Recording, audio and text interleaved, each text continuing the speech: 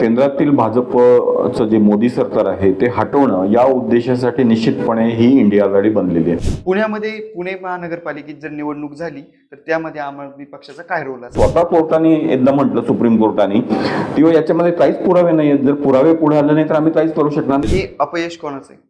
आणि याच्यामध्ये जे भाजपचे स्वतःचे जे त्यांचे दलाल होते, तिथले दारू विक्री करणारे, त्यांची दलाली बंद झाली. म्हणजे पण तुमचं असं म्हणणं की दिल्लीच्या मॉडेलवरती पुण्याची निवडणूक लढवणार? निश्चितपणे G20च्या नावाने 300 कोटी आपण रस्ते सुधारण्यावरती खर्च केला. आज त्यातली एकही झाड शिल्लक नाही जागेवरती. आम आदमी पक्षाचे आंदोलन म्हणजे स्टंट. दिल्ली मॉडेल, आता तुम्ही दिल्ली मॉडेलचा हवाला देऊन पुण्यात निवडणूक लढवताय, पण दिल्लीमध्ये पण ट्रॅफिक होते. पण खोके बोकेचं राजकारण जे आहे महाराष्ट्रात हे फडणवीसांनी आणलं. मला असं वाटतं की चेहऱ्याचं राजकारण आपल्या डॉक्टर बाबासाहेब आंबेडकरांना पण अपेक्षित नव्हतं. तरुणाईला ही स्पेस जी आहे, जागा आहे राजकारणामध्ये, ती फक्त आम आदमी पार्टी देऊ शकते. नमस्कार, राज्य लोकतंत्रमध्ये आपल्या सगळ्यांचं स्वागत आहे. आज आपल्या सोबत आहे मुकुंद किर्दत, आम आदमी पक्षाचे महाराष्ट्र राज्याचे प्रवक्ते. आम आदमी पक्षाचं नेमकी सध्याचं गणित काय असेल? आम आदमी पक्ष महाराष्ट्रातलं गणित बिघडवेल की सुधरवेल? नेमकी काय असणार आहे? दिल्लीमध्ये काय चाललंय? नेमकी सगळ्या विषयावर आज आपण सरांसोबत चर्चा करणार आहे. सर, स्वागत आहे आपलं राज्य लोकतंत्रमध्ये. नमस्कार. सर, आम आदमी पक्षाचं नेमकी गणित काय असेल येणाऱ्या निवडणुकांमध्ये? येणाऱ्या निवडणुका 2024च्या निवडणुका या एकूण लोकशाहीच्या दृष्टीने अत्यंत महत्वाच्या आहेत. म्हणजे काय झालं की नॉर्मली आपण सर्व पक्ष, विविध पक्ष वेगवेगळ्या लढवतात या लोकसभा इलेक्शन, किंवा आपण 2014 किंवा आधीच्या निवडणुकांच्या संदर्भात जर बघितलं तर तसं दिसतं.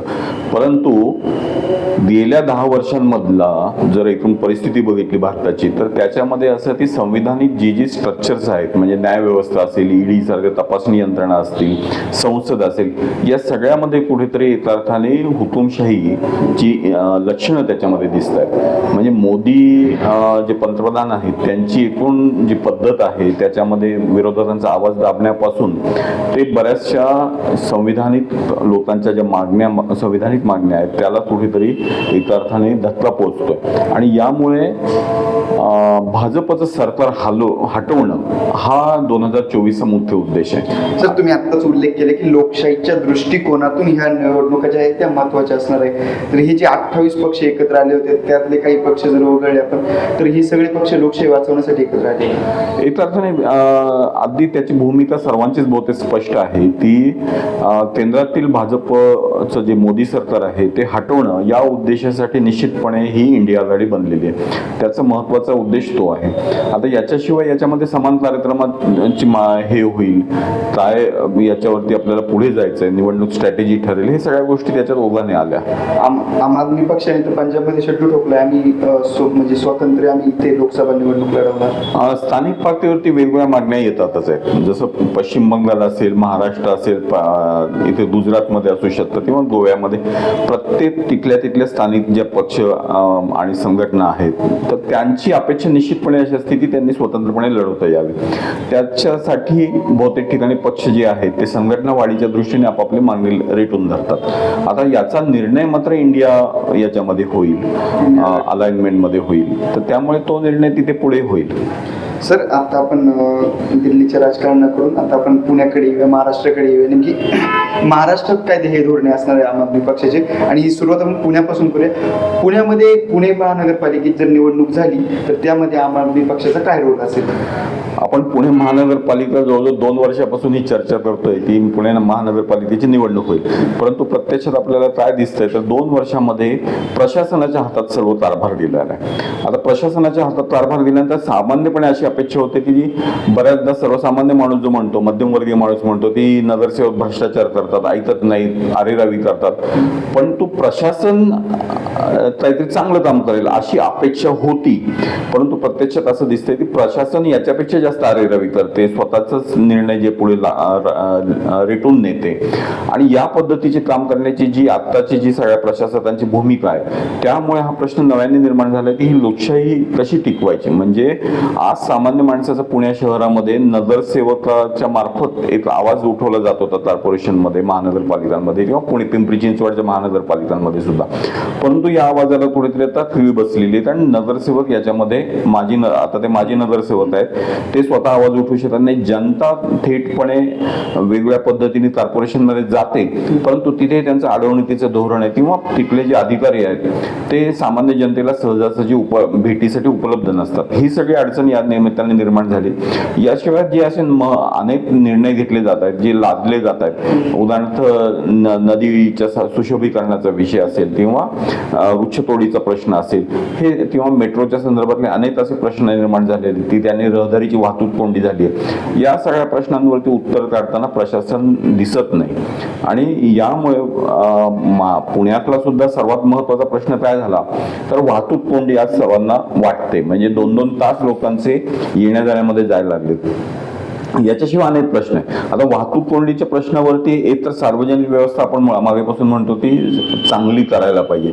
ही सार्वजनिक व्यवस्था अतिशय बिकट परिस्थितीमध्ये गेल्या 10-15 वर्षांमध्ये 10 लाखाच्या जवळपास प्रवासी संख्या पुणे शहरातली ती वाढलेली नाही. आणि आता मेट्रो जी आहे, मेट्रोमध्ये आत्ताची आकडेवारी अशी आहे की 50,000च्या जवळपास दिवसाला फक्त प्रवासी आहेत. म्हणजे मेट्रो हे काही त्याचं सोल्युशन आत्ता दिसत नाही. दुसरा भाग असा ती मेट्रोच्या संदर्भात अनेक अडचणी आहेत. म्हणजे मेट्रो स्टेशन उभारताना सर्वात पहिला निर्णय FSIचा झाला, जो बांधकाम याच्या साठी क्षेत्रासाठी धार्जिना होता. परंतु प्रत्यक्षात तिथल्या सुविधा करताना काय केलेलं आहे तर तिथे पार्किंगच्या सुविधा नाही आहेत. म्हणजे एंड टू एंड कनेक्टिव्हिटी ज्याला म्हणतो आपण, की घरापासून त्या मेट्रो स्टेशन पर्यंत पोहोचायला इझी असायला पाहिजे, सोपं असायला पाहिजे, तर त्या सोयी नाही आहेत. आणि मग या सोयी नसल्यामुळे मेट्रोवरती एका अर्थाने त्या अपेक्षित जे यश आहे ते आलेलं नाही. अपयश कोणाचं आहे? हे अपयश जसं केंद्र आपल्याला मागच्या वेळेसच पाहिलं की आपण मोदींनी फटाफट येऊन मेट्रोचं उद्घाटन केलं. त्या मेट्रो जो आहे, मेट्रोचा तेव्हाचा टप्पा हार्डली काही किलोमीटरचा झालेला होता, गरवारे कॉलेजच्या जवळपासचा किंवा इकडचा, तरी सुद्धा त्याची उद्घाटनाची घाई होती. त्याच्यामध्ये सगळी गणितं इलेक्शनच्या भोवतीनीची आहे. प्रत्यक्षामध्ये मेट्रोची लिंक जी आहे ती पूर्णपणे व्यवस्थित उभी राहायला पाहिजे. त्याच्या भोवतीने तुम्ही FSI जास्त देणार आहात, मग त्याचं काय करणार आहात, त्याच्यासाठी सुविधा आहेत का, त्याचं लोड करणाऱ्या तुमच्या ड्रेनेज लाईन्स आहेत का. आज पाणी पुरवठ्याचा मोठा प्रश्न निर्माण झालाय. 24 तास पाणी पुरवठा अशी घोषणा केली, त्याच्या निमित्ताने टॅक्स वाढ पण केली, परंतु प्रत्यक्षात असं दिसतं की मीटर बसवण्याच्या पहिले काही केलेलं नाही. मीटर बसवलेत पण मीटरची रिडिंग नाही. तुम्ही एवढ्या सगळ्या समस्या सांगितल्या, जर तुम्ही निवडणूक लढवली, तुमची सत्ता आली, तर तुम्ही काय कराल? याच्यामध्ये एक तर असं आहे की आम आदमी पार्टी गेल्या जवळजवळ आता 9 वर्ष झालेली आहेत दिल्लीमध्ये सत्तेमध्ये आणि पंजाबमध्ये गेल्या 2 वर्षापासून सत्तेमध्ये. या सगळ्यामध्ये आपचं निश्चितपणे मॉडेल पुढे आलेलं आहे. कल्याणकारी आपण व्यवस्था म्हणून अशा पद्धतीचं मॉडेल आले. सर्वसामान्य माणसाचे जे प्रश्न आहेत ते सोडवण्याचा हा सततची भूमिका आहे. हे मॉडेल पुढे येत आहे. तुम्ही दिल्लीचा उल्लेख केला, ते मॉडेल पुढे येत आहे तर तुमचे मंत्री लोक जेलमध्ये गेले. याच्यामध्ये एक आपण त्याच्याकडे बघायला पाहिजे की हे कधी व्हायला लागलं. मंत्री कधी आतमध्ये टाकण्याची प्रोसेस सुरू झाली जेव्हा 2दा इलेक्शन जिंकली दिल्लीमध्ये. म्हणजे यासाठी अक्षरशः अमित शहा सारखे व्यक्ती या रस्ते डोअर टू डोअर करायला लागले दिल्लीमध्ये. स्वतः पत्रक वाटत असताना सुद्धा दिल्लीमध्ये हा अपमानजनक पराभव भाजपचा झाला आणि हा अपमानजनक पराभव जो आहे तो भाजपला पचवता आला नाही. त्यामुळे 1-1.5 वर्षापूर्वी यांनी एका तथाकथित जो काही घोटाळा, एक्साईजचा घोटाळा, त्या निमित्ताने ही अटक सुरू केली आणि याच्यामध्ये मनी लॉन्ड्रिंगचा ऍक्ट वापरलेला आहे. मनी लॉन्ड्रिंगच्या ऍक्ट मध्ये काय होत आहे की त्याच्यामधली काही कलमं अशी आहे की ज्याच्यामध्ये आरोप जो आहे तो केल्यानंतर त्याचं निर्दोषित्व सिद्ध करण्याची जबाबदारी या आरोपीवरच येते. नॉर्मली बाकीच्या कायद्यांमध्ये कसं असतं की जो आरोप करणार आहे त्याच्यावरती जबाबदारी असते, परंतु मनी लॉन्ड्रिंग ऍक्ट मधला हे कलम आहे ज्या कलमाच्या आधारे सिसोदियांना आत ठेवलेलं आहे. म्हणजे स्वतः कोर्टाने एकदा म्हटलं, सुप्रीम कोर्टाने, किंवा याच्यामध्ये काहीच पुरावे नाही, जर पुरावे पुढे आले नाही तर आम्ही काहीच करू शकणार नाही असं म्हटल्यानंतर दुसऱ्या वेळेस वेगळी केस लावली गेली आणि मग त्याच्यामध्ये नवीन म्हणजे याच्यावरती 500 पेक्षा अधिक अधिकारी काम करत आहेत. परंतु एक पैशाचा कोट्यवधीचा आरोप आहे, तुम्हाला एक पैसा तरी सापडला का? म्हणजे एक पैसा सुद्धा ज्याच्यामध्ये सापडत नाही, त्याचं ट्रेडिंग ज्याला म्हणतो आपण ते सापडत नाही. अशा केसेस उभ्या करून काय उपयोग? ही कोर्टाच्या सहाय्यानेच हा डिले करणं म्हणजे एका अर्थाने न्याय व्यवस्था जी आहे त्याचा वापर करून उशीर करत राहणं असं आणि अडकून ठेवणं हे धोरण आहे. हे धोरण कशासाठी होतं की या सगळ्या निवडणुकीच्या याच्यामध्ये दिल्लीमध्ये त्याच्यानंतर आम्ही महानगरपालिका पण ताब्यात घेतली, म्हणजे तिथेही भाजपचा पराभव झाला. आणि याच्या विरोधामध्ये किंवा याच्यामुळे ही सगळी एका अर्थाने भाजपची जी रणनीती आहे ती त्याच्या भोवतीची आहे, कुठेतरी सुडाची भूमिका त्यांची दिसते. आता जर तुम्ही बघितलं की पंजाबमध्ये पण तेच आहे. पंजाबमध्ये जे दिल्लीमधलं जे एक्साईज मॉडेलचा आरोप सिसोदियांवरती झाला तेच मॉडेल आम्ही पंजाबमध्ये राबवलं आहे. तिथे एक्साईज तुमचं वाढलेलं आहे. बरं, याच्यामध्ये अनेक सुधारणा आहेत. 700 कोटीपेक्षा जास्त एक्साईज दिल्लीमध्ये वाढला होता. म्हणजे एका अर्थाने हा भ्रष्टाचार नाही तर सरकारच्या तिजोरीत जास्त पैसा आला. असं असताना याच्यामध्ये भ्रष्टाचार तोच भ्रष्टाचार आहे, कारण याच्यामध्ये जे भाजपचे स्वतःचे जे त्यांचे दलाल होते तिथले दारू विक्री करणारे त्यांची दलाली बंद झाली. या सगळ्यामुळे हे सगळ्या गोष्टी. पुण्यासाठी कोणतं मॉडेल वापरलं तुम्ही? पुण्यासाठी निश्चितपणे दिल्ली मॉडेल आहे. कारण आपण जसं दिल्ली मॉडेल तर फेल गेले भाजपमध्ये. आता जर आपण आता बघितलं तर जे आंतरराष्ट्रीय पातळीवरती सुद्धा अमेरिकेसारखे त्याच्यामधल्या अध्यक्षांच्या पत्नी तिथे भेट देतात, असं ज्याचं कौतुक सतत होत आहे. दुसरी गोष्ट म्हणजे आरोग्याचं मॉडेलचं सुद्धा आंतरराष्ट्रीय पातळीवरती कौतुक झालं, पंजाबच्या मॉडेलचंही कौतुक झालं. आता याच्यात एक लक्षात द्यायला पाहिजे की दिल्लीमध्ये सरकार करोनाच्या काळामध्ये पुण्यासारख्या शहरांमध्ये लाखो मुलं बाहेर पडली या शाळांमधनं. आज दिल्लीमध्ये 1.5 लाख मुलं ही खाजगी शाळा सोडून सरकारी शाळेत गेली गेल्या 5 वर्षांमध्ये. महाराष्ट्रात पुण्यामध्ये काय परिस्थिती आहे तर सरकारी शाळा बंद होत आहेत आणि सरकारचं धोरण केसरकरांचं पण आणि महाराष्ट्र सरकारचं धोरण असं आहे की या ज्या कमी पटसंख्येच्या आहेत त्या शाळा बंद करायच्या किंवा त्या क्लस्टरच्या नावाने एकत्र करायच्या. म्हणजे थोडक्यात बहुजन किंवा सामान्य माणूस जो आहे त्याची शाळा बंद करणे, त्याला सुविधा बंद करणे असं धोरण आहे. दिल्लीमधलं धोरण प्रत्यक्षात बरोबर उलट आहे. दिल्लीमध्ये आमदार मला एक असं म्हणायचं, तुम्ही दिल्लीचं धोरण म्हणजे प्रत्येक ठिकाणी राबवणार किंवा तुम्ही त्याचं आश्वासन देऊन इकडे निवडणुका लढणार, तर कितपत म्हणजे तुम्हाला हे योग्य वाटतंय की हा म्हणजे लोक दिल्लीचं धोरण पाहून तुम्हाला इकडे मत देतील? याचं कारणच असं आहे की सामान्य माणसाच्या प्रश्नांना त्याच्यामध्ये उत्तर आहे. सामान्य माणसाचा प्रश्न काय आहे, कुठल्या एखाद्या महिलेच्या घरामध्ये जर आपण जाऊन पाहिलं त्या घरामध्ये काय प्रश्न आहे की विजेचा प्रश्न आहे. वीज बिल येतं तुमचं 1000-1500 रुपये वीज बिल येतं. म्हणजे दिल्लीमध्ये 300 युनिट 400 युनिट पर्यंत वीज माफ केल्यानंतर हे बिल येत नाही. दुसरं पाणी मोफत आणि कंटिन्युअस आहे 20,000 लिटर पर्यंत, तो पुण्यामध्ये पण तोच प्रश्न आहे. शिक्षणाचं तिसरं मॉडेल की आज सामान्य माणसाच्या खिशातला जवळजवळ 50% पैसा हा लहान मुलांच्या शिक्षणावर जातो. घरामध्ये 2 मुलं असतील तर त्याच्या शिक्षणावरचे जे पैसे आपण जर बघितले तर एवढ्या मोठ्या प्रमाणात खर्च होतो. त्याऐवजी सरकारी शाळा जर चांगल्या केल्या तर त्याची गुणवत्ता सुधारली तर हे मॉडेल दिल्लीमध्ये आहे. तुमचं असं म्हणणं की दिल्लीच्या मॉडेलवरती पुण्याची निवडणूक लढवणार? निश्चितपणे. अजून त्याच्यातल्या महत्वाची एक गोष्ट ही सुद्धा आहे की तिथल्या महिलांचा प्रचंड मोठ्या प्रमाणात फायदा झाला. दिल्लीमध्ये मोफत बस सेवा मिळाली. दुसरं म्हणजे सुरक्षेच्या अनेक सुविधा तिथे दिलेल्या आहेत. या सगळ्या सुविधा त्याला पैसे नाही लागत, त्याला इच्छाशक्ती लागते. महाराष्ट्रात पुण्यामध्ये 8,000 कोटीचं बजेट आहे. असं असताना म्हणजे पैसे नाही हा प्रश्न नाही. पैसे आपण कशावरती खर्च केले? G20च्या नावाने 300 कोटी आपण रस्ते सुधारण्यावरती खर्च केला. आज त्यातली येथे झाड शिल्लक नाही जागेवरती किंवा सुशोभीकरण राहिलेलं नाही. म्हणजे हा जो खर्च आहे हा तुमचा पायाभूत सुविधा जर सुधारण्यावरती केला तर त्याचा फायदा होऊ शकतो. जे दिल्लीमध्ये केलं. आरोग्य व्यवस्था तिथली बघा, तुम्हाला 500 मीटरच्या अंतरावरती मोहल्ला क्लिनिक आहे. आज महाराष्ट्रात पुण्यामध्ये काय आहे, ससून सारखं एकच हॉस्पिटल आहे जे सुद्धा पुणे चालवत नाही, मनपा चालवत नाही, ते महाराष्ट्र सरकार चालवतं.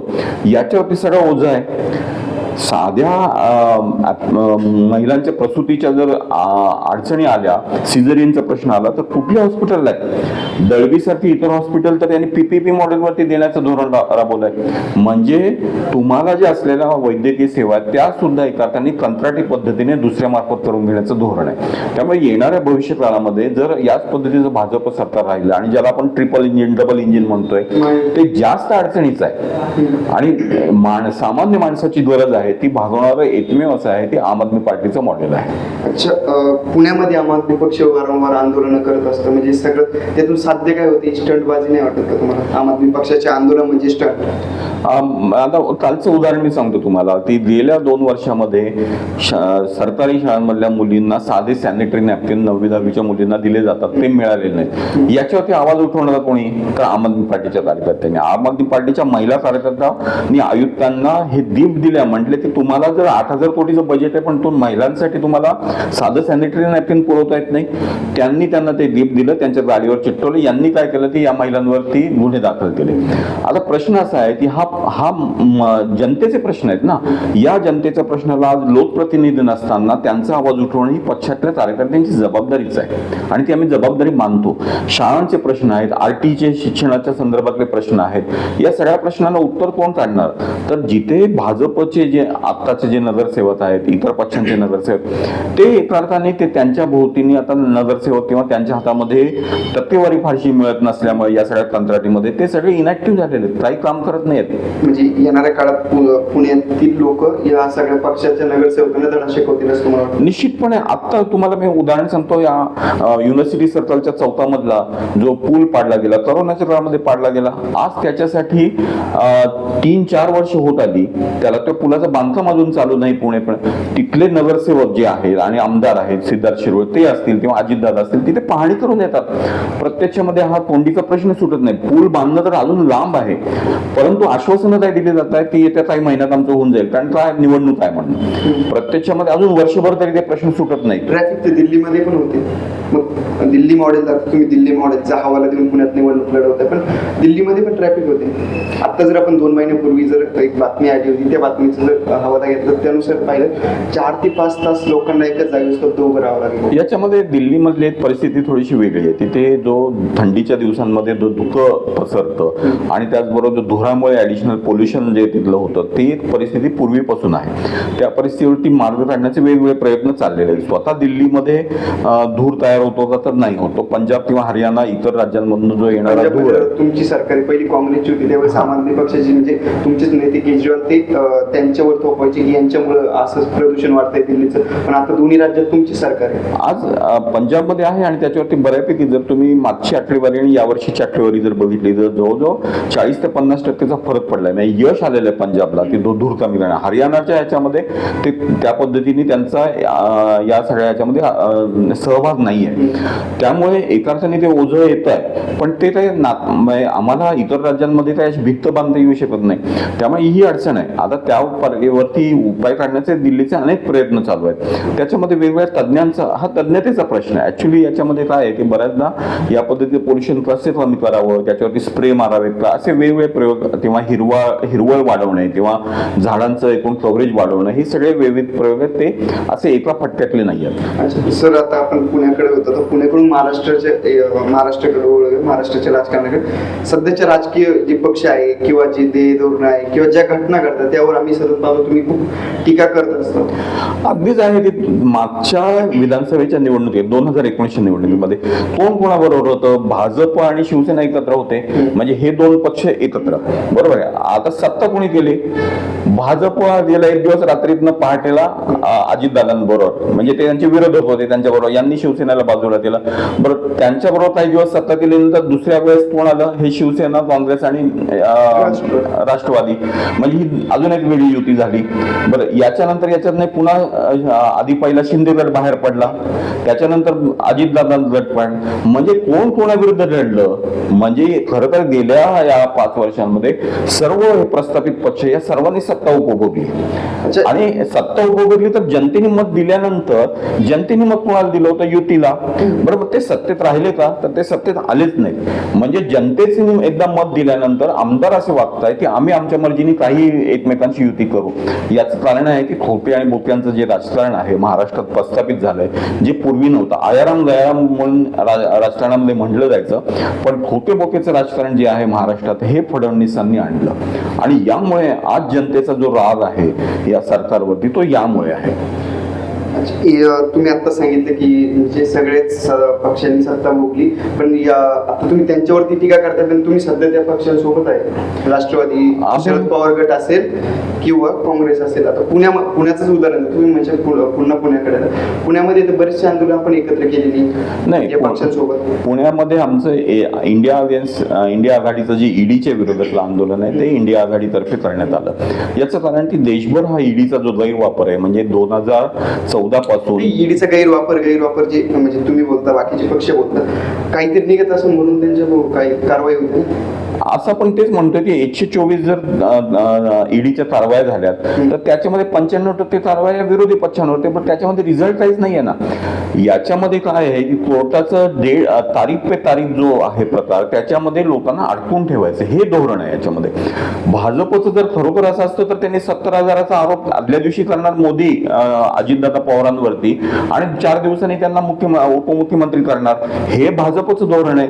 त्यांचं जे आहे ते हर्षवर्धन पाटील म्हणतातच जसं आहे ना, की भाजपमध्ये गेल्यापासून त्यांना शांत झोप लागते, हे वास्तव आहे ना. वॉशिंग मशीन भाजपकडचं आहे, भ्रष्टाचाराला आणायचं आतमध्ये तर दम द्यायचा आणि त्याला पक्षात आणायचं, नाही ऐकलं तर त्याला चौकशीच्या नावाखाली ताब्यात ठेवायचं, हे ईडीचं धोरण आहे. त्याच्या विरोधामध्ये आज सर्व राज्यांमध्ये रोष आहे, पश्चिम बंगालमध्ये रोष आहे, आज झारखंडमध्ये रोष आहे, सर्व राज्यांमध्ये रोष आहे. अरविंद केजरीवालांनी एका मुलाखतीत नावं घेतली होती बऱ्याचशा नेत्यांची की हे नेते भ्रष्टाचारी असं, त्यात शरद पवारांचंही नाव होतं, दिग्विजय सिंग असतील, काँग्रेसचे असतील, म्हणजे बरेचसे पक्षांची, त्यात समाजवादीचे पक्षाचे देखील नाव घेतलं होतं त्यांनी, आणि आज त्यांच्याच हातात घेऊन असतील. ही परिस्थिती भारतातल्या राजकारणाची आहे. म्हणजे नाही, भारतातल्या राजकारणाची परिस्थिती आहे, पण ते भ्रष्टाचार, एक काळ तुम्ही त्यांच्यावर भ्रष्टाचाराचा आरोप करता, मग आज तुम्ही जो भाजपवरती आरोप करता त्यातून त्यात काय फरक आहे? आम्ही या आरोपांमध्ये मागे पुढे जात नाही. जो आरोप त्यांनी केला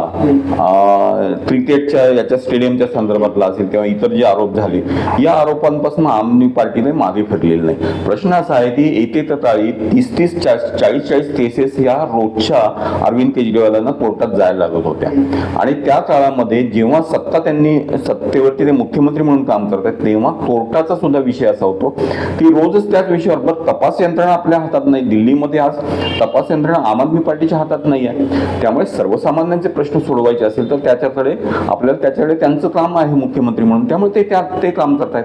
आज एकूणच सगळे जर भ्रष्टाचाराची परिस्थिती बघितली तर भ्रष्टाचार हा एका अर्थाने, आपण पिंपरी चिंचवड मधलं उदाहरण घेऊ, इथे तर जे स्थायी समितीचे जे अधिकारी होते त्यांच्या केबिनमध्ये भ्रष्टाचार झाला, आणि एका अर्थाने स्टँडिंग कमिटी ही अंडरस्टँडिंग कमिटी म्हणून तयार झालेली आहे. म्हणजे टक्केवारी स्पष्ट झालेली आहे. पिंपरी चिंचवडला तर हे असं घडलं. आज ठाण्यामध्ये एक भाजपच्या आमदारांनी एका शिंदे गटाच्या याच्यावरती पिस्तूल रोखला आणि गोळ्या झाडल्या, आणि वरती असं सांगितलं की या शिंदेना आम्ही पैसे दिलेले आहेत इतकी पोटी. बरं, हे जेव्हा बोलतात तेव्हा ईडीची चौकशी नाही होत, लागत नाही.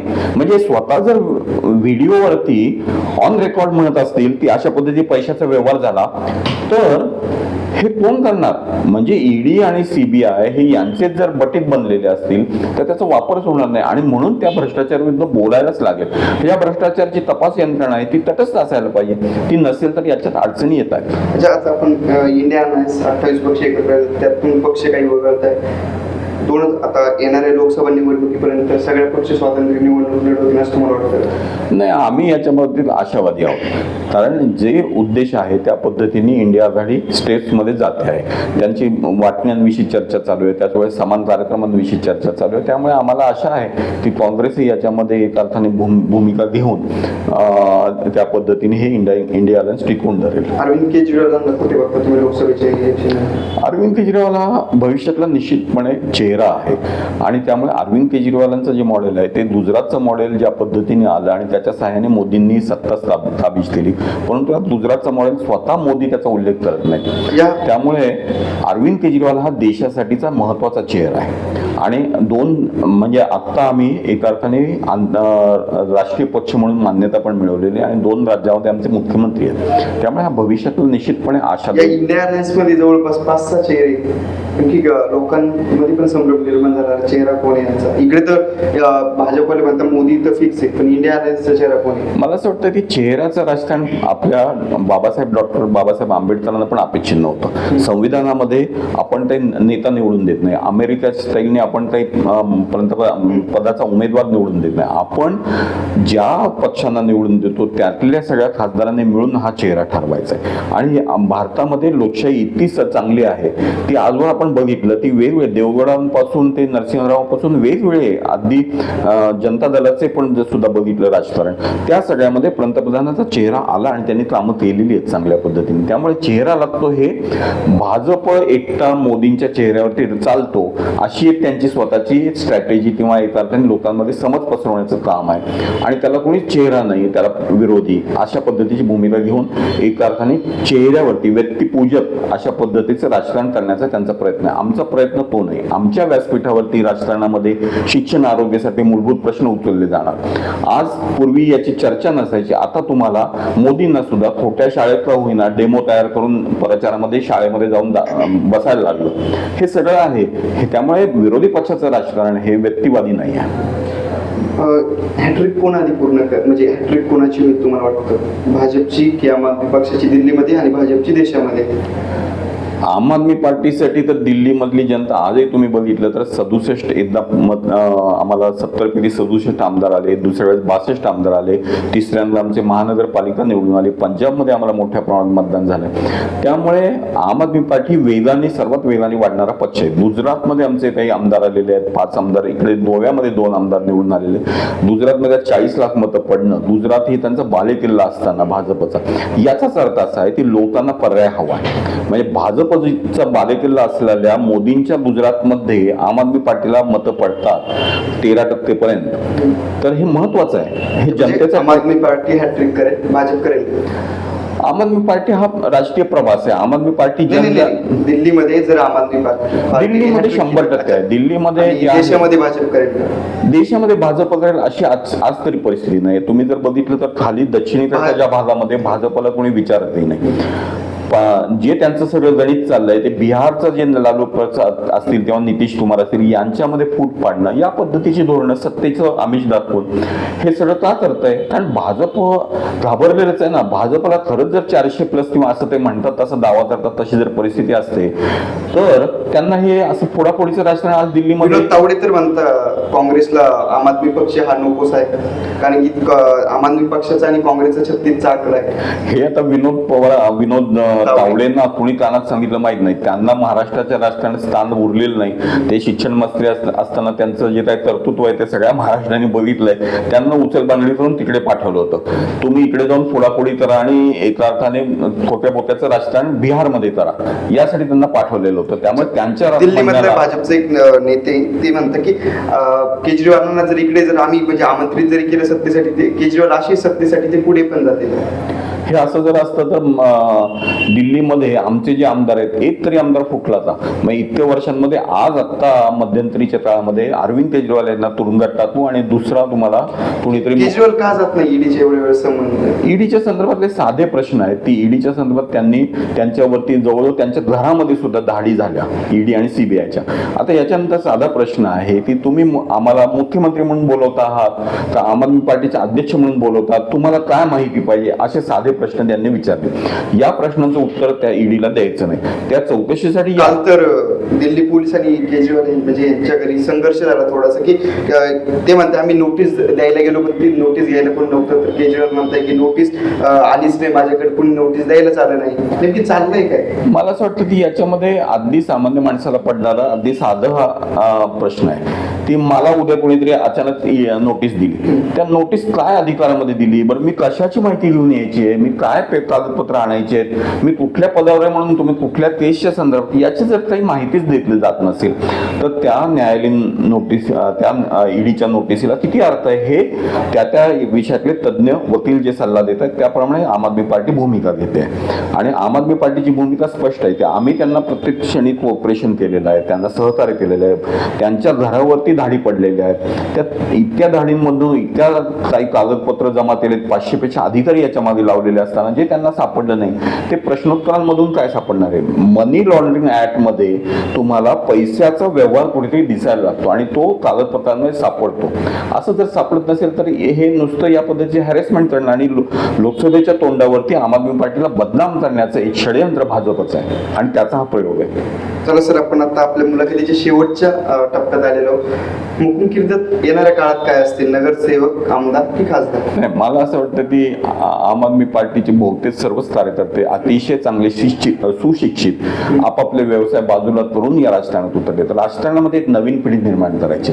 राजकारणामध्ये जे घराणेशाही आली ती आज भाजपमध्ये सुद्धा आलेली आहे. म्हणजे राष्ट्रवादी काँग्रेसमध्ये आहे असं म्हणतात, परंतु भाजपमध्ये सुद्धा तेच आहे. तरुणाईला ही स्पेस जी आहे, जागा आहे राजकारणामध्ये, ती फक्त आम आदमी पार्टी देऊ शकते. आणि आज आम आदमी पार्टीमध्ये असे सुशिक्षित जे आलेले आहेत त्याचा फायदा देशाला विकसित करण्यासाठी निश्चितपणे आहे.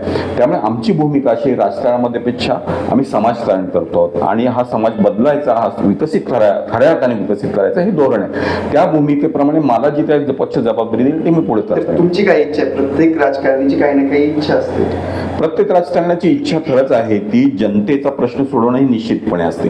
काही याच्यामध्ये कोणाचे आर्थिक व्यवहार काढण्यासाठी येणारे सुद्धा असू शकतात व्यावसायिक राजकारणी. हे आपण एक स्वरूप आताच्या मधल्या काळामध्ये भाजपमध्ये पण नाही, पाहिलं. तुमचं काय मत आहे? चला मी चालेल, नगरसेवक, प्रश्न आहे. आमदार की आपण- खासदार? नाही, तुम्ही मला एक नगरसेवक, आमदार की खासदार? मला असं वाटतं की या प्रश्नाचं उत्तर माझ्या कपॅसिटी प्रमाणे जर आपण बघितलं तर त्या पद्धतीने मी आमदारकीची निवडणूक लढवलेली आहे. परंतु पक्ष काय सांगतो ती जबाबदारी पाळायची असते. आणि दुसरा महत्वाचा प्रश्न म्हणजे त्या विषयाचं त्या क्षेत्राचं महत्वाचं काम असतं. उदाहरणार्थ तुम्ही जेव्हा ग्रामपंचायत किंवा कॉर्पोरेशन, स्थानिक स्वराज्य संस्था असेल त्यांचे प्रश्न त्याच्यातली एक्सपर्टी असते. आमदारकीला वेगळ्या पद्धतीची एक्सपर्टी लागते. हे सगळ्या एक्सपर्टी लागतात. हे महाराष्ट्र राज्यात आम आदमी पक्ष वाढवण्यासाठी कोणती ध्येय आहेत? महाराष्ट्रामध्ये दोन भाग आहे. एक शहरी भागामध्ये निश्चितपणे आम आदमी पार्टीच्या विषयी अतिशय चांगली भूमिका आहे. लोकांच्या मनामध्ये अरविंद केजरीवाल हृदयात बसलेला आहे. ग्रामीण भागामध्ये लोकांना सगळं दिसलेलं की तेच पक्ष आहेत. कधी भाजपच्या नावाने येतात, कधी राष्ट्रवादीच्या नावाने येतात. त्यामुळे ग्रामीणमध्ये रिस्पॉन्स जास्त चांगला आहे. आम्हाला ग्रामपंचायतीमध्ये अतिशय चांगलं यश मिळत आहे. त्यामुळे येणाऱ्या काळामध्ये दोन्ही भागामध्ये, ग्रामीण आणि शहरी दोन्ही भागामध्ये आम आदमी पार्टी पसरताना दिसेल. आम आदमी पार्टी या आरक्षणाच्या पलीकडे जाऊन शिक्षणातल्या संधी निर्माण करण्याचं, रोजगार निर्माण करायचं राजकारण करत असल्यामुळे आरक्षणाच्या बाहेर पुढे सुद्धा एक राजकारण आहे. जो पुढचा टप्पा आहे तो आम आदमी पार्टी निश्चितपणे. जर शेवटचा प्रश्न, आम आदमी पक्षाचा महाराष्ट्रात प्रोपगेंडा काय असेल? महाराष्ट्रातला आम आदमी पार्टीचं जर महाराष्ट्राचे जे आता मुख्य प्रश्न आहेत त्या प्रश्नावरती जर बघितलं तर सामान्य माणसाला आज लाखोंनी रस्त्यावरती का उतरला तर त्याला शिक्षणाचे पैसे परवडत नाहीत. मग त्याला असं वाटतं की आरक्षणामधून काहीतरी मिळेल. म्हणजे हे मूलभूतच प्रश्न आहेत ना. त्यामुळे या प्रश्नांचं आज कुठल्याही व्यक्तीला आरक्षण दिल्याने प्रश्न सुटणार नाहीये.